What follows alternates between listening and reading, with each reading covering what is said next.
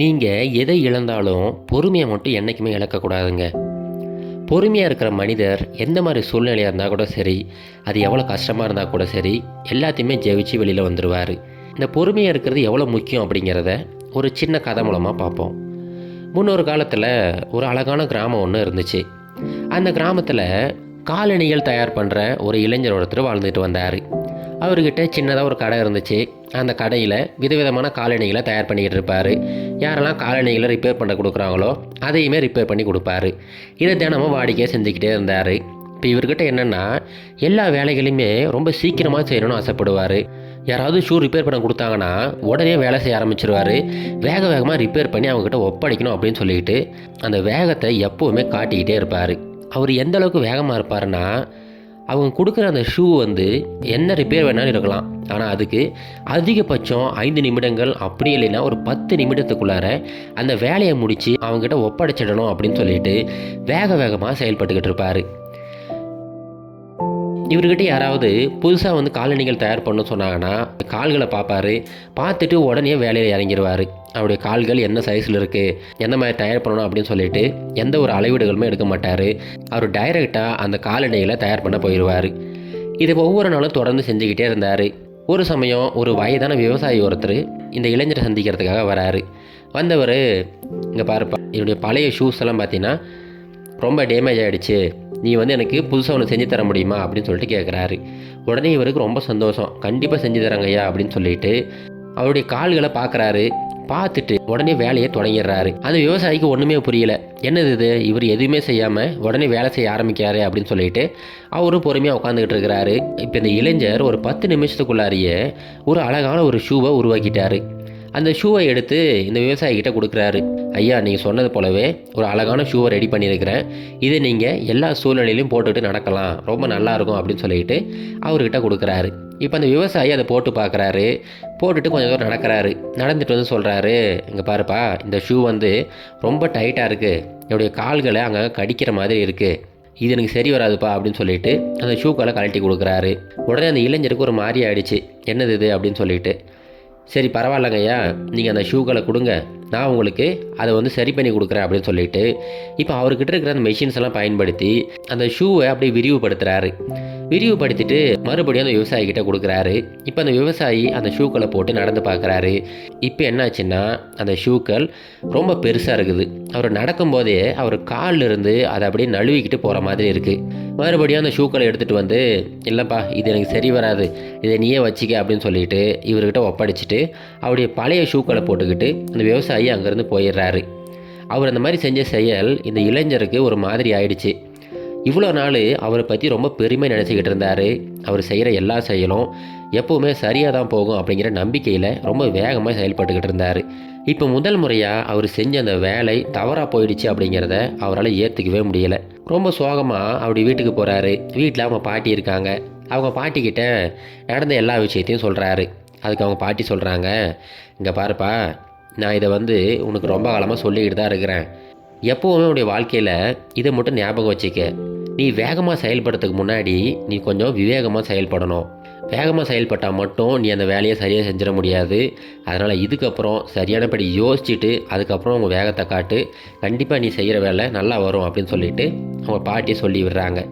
இப்போ அந்த இளைஞர் அதை நினச்சிக்கிட்டே அடுத்த நாள் கடைக்கு வராரு. இப்போ கடைக்கு வெளியில் நிறைய கூட்டமாக இருக்கிறாங்க. என்னவா இருக்கும் அப்படின்னு சொல்லிட்டு போய் பார்க்குறாரு. அந்த ஊரோட மேயர் அங்கே வந்திருக்கிறாரு. அவர் ஒரு சின்ன அனௌன்ஸ்மெண்ட்டாக அங்கே கொடுக்குறாரு. என்னென்னா, இங்கே பாருங்கப்பா, நம்ம ஊர் முழுவதும் சேர்ந்து ஒரு போட்டி ஒன்று கண்டக்ட் பண்ண போகிறோம். நம்ம ஊரில் நிறைய பேர் தொழில் செஞ்சுக்கிட்டு இருக்கிறாங்க, வெவ்வேறு விதமான தொழில் செஞ்சுக்கிட்டு இருக்காங்க. இப்போ இந்த போட்டி என்னென்னா, நீங்கள் எந்த ஒரு பொருளை வேணாலும் தயார் பண்ணலாம், அந்த பொருள் மக்களுக்கு உபயோகமாக இருக்கணும், அதில் யார் ரொம்ப சிறந்த முறையில் செய்கிறாங்களோ அவங்களுக்கு பரிசு வழங்கப்படும் அப்படின்னு சொல்லிட்டு ஒரு அனௌன்ஸ்மெண்ட்டை கொடுக்குறாரு. இப்போ எல்லாரும் சரிங்க அப்படின்னு சொல்லி அவங்க வேலையை செஞ்சுக்கிட்டு இருக்கிறாங்க. இப்போ இந்த பையனுக்கும் தோணுது, நாம் எப்படியாவது ஒரு நல்ல ஷூவை உருவாக்கணும். அந்த விவசாயி நான் செஞ்ச ஷூவை சரியில்லைன்னு கொடுத்துட்டு போயிட்டாரு, மறுபடியும் அதே விவசாயிக்கு ஒரு நல்ல ஷூவை உருவாக்கி கொடுக்கணும் அப்படின்னு சொல்லிட்டு முடிவு பண்ணுறாரு. உடனே மார்க்கெட்டுக்கு போகிறாரு. நல்ல ஷூவை உருவாக்கணும் அப்படின்னா ஒரு நல்ல லெதர் வாங்கணும். மார்க்கெட்டில் நிறைய கடைகள் இருக்குது. ஒரு கடையில் போயிட்டு லெதர் என்ன விலை அப்படின்னு சொல்லிட்டு கேட்குறாரு. நல்ல குவாலிட்டியான லெதர் எடுத்திங்கன்னா ரொம்ப ரேட்டாக இருக்கும் அப்படின்னு சொல்லிட்டு அந்த கடைக்காரர் சொல்கிறாரு. ஆனால் அவர் சொல்கிற அந்த ரேட்டு இந்த பையனுக்கு கொஞ்சம் கூட கட்டுப்படி ஆகலை. இவ்வளோ காசு கொடுத்து எப்படி வாங்குறது அப்படின்னு சொல்லிட்டு யோசிச்சுக்கிட்டே இருக்கிறாரு.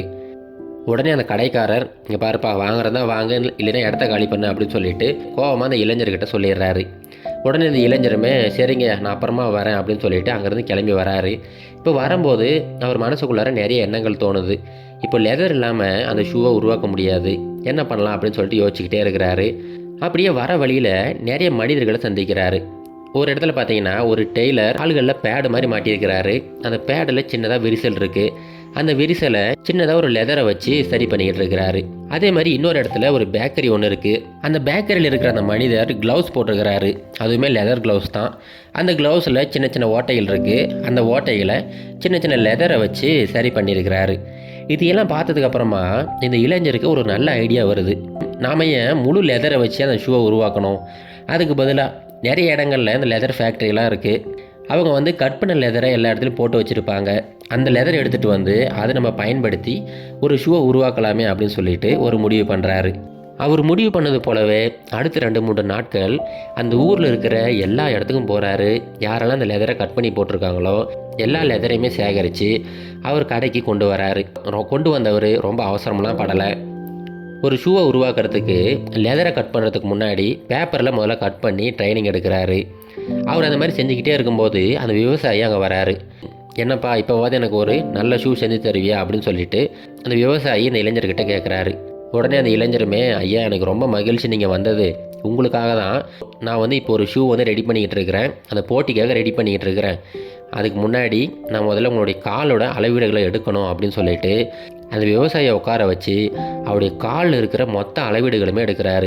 அவரோட பாதத்தோட நீள அகலம், அதுக்கப்புறம் அவருடைய பாதம் எந்த மாதிரி அமைஞ்சிருக்கு அப்படின்னு சொல்லிட்டு எல்லா அளவீடுகளையுமே ரொம்ப தெளிவாக எடுக்கிறாரு. எல்லாத்தையும் எடுத்து முடிச்சதுக்கப்புறமா அவருடைய வேலையை தொடங்குறாரு. இப்போ அவர் அப்படியே வேலை செஞ்சுக்கிட்டே இருக்கும்போது திடீர்னு கடும் மழை பெஞ்சிக்கிட்டு இருக்கு. அந்த மழையிலுமே அந்த லெதர் கடைக்காரர் இவருடைய கடைக்கு வராரு. வந்தவர், என்னப்பா உனக்கு லெதர் வேணுமா வேணாமா, நீ போட்டியில் கலந்துக்க போகிற போல், வேணா ஒன்று பண்ணு, லோன் எடுத்துக்கிட்டு இந்த லெதரை வாங்கி வேலை செய்ய அப்படின்னு சொல்லிட்டு சொல்கிறாரு. ஆனால் கடன் வாங்கி வேலை செய்கிறது இந்த இளைஞருக்கு பிடிக்காது. அதுக்கு பதிலாக, இல்லைங்க ஐயா நீங்கள் சொன்னதுக்கு ரொம்ப நன்றி, நான் வேறு ஒரு ஐடியா பண்ணிட்டேன், நீங்கள் கேட்டது எனக்கு ரொம்ப சந்தோஷம் அப்படின்னு சொல்லிட்டு அவரை அனுப்பி விட்டுறாரு.